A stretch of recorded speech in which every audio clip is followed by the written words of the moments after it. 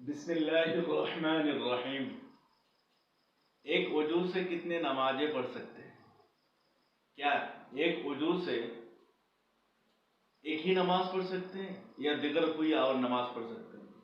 मान लीजिए जैसा कि फजर के लिए हमने वजू किया, उस वजू से जुहर की नमाज पढ़ सकते हैं, वगैरह वगैरह वगैरह।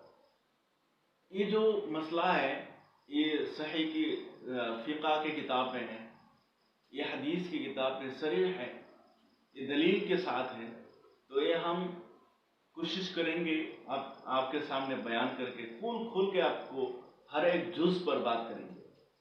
तो चलिए, जो एक वजू से दूसरे नमाज यानी फजर के लिए, मान लीजिए फजर के लिए हमने वजू किया, उसी वजू से आप जितने चाहे उतने नमाज पढ़ सकते हैं, जितने चाहे आप फर्ज के लिए वजू किया, असर की नमाज पढ़ सकते हैं, असर के लिए वजू किया, मगरिब के लिए मगरिब की नमाज है वो पढ़ सकते हैं, मगरिब के लिए किया और इशा की जो नमाज है वो भी आप पढ़ सकते हैं, या दो दो करके या चार चार करके जितनी भी रकातें हैं आप पूरे के पूरे अपने रकात पढ़ सकते हैं एक ही वजू से।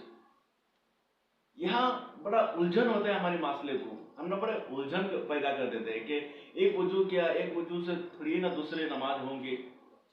भाई, एक वजू आपने फजर के लिए आपने वजू किया तो जुहर के पढ़ सकते हैं, असर पढ़ सकते हैं, मगरिब, इशा और दूसरे फजर जो है वो भी पढ़ सकते हैं।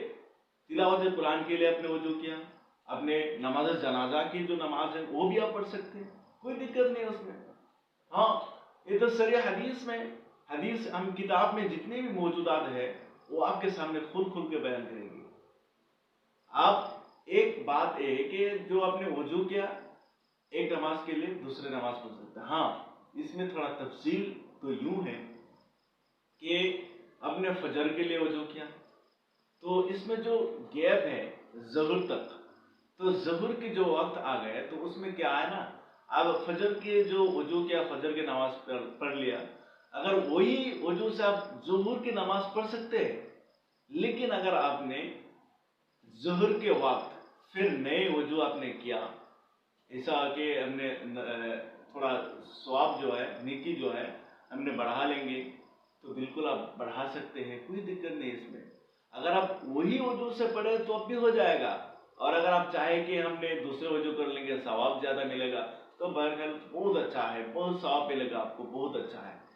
लेकिन अगर कोई ये सोचे कि हमने एक ही वजू किया, बस सवाब तो चाहिए, लेकिन हमें क्या है ना, थोड़ा जल्दी है, जो भी है, यही वजू से हमें क्या करना है, जोहर की नमाज भी पढ़ सकते हैं, तो दिक्कत नहीं है उसमें, कोई दिक्कत नहीं, आप पढ़ सकते हैं, वही वजू से आप दूसरे नमाज पढ़ सकते हैं, इसमें कोई दिक्कत नहीं है।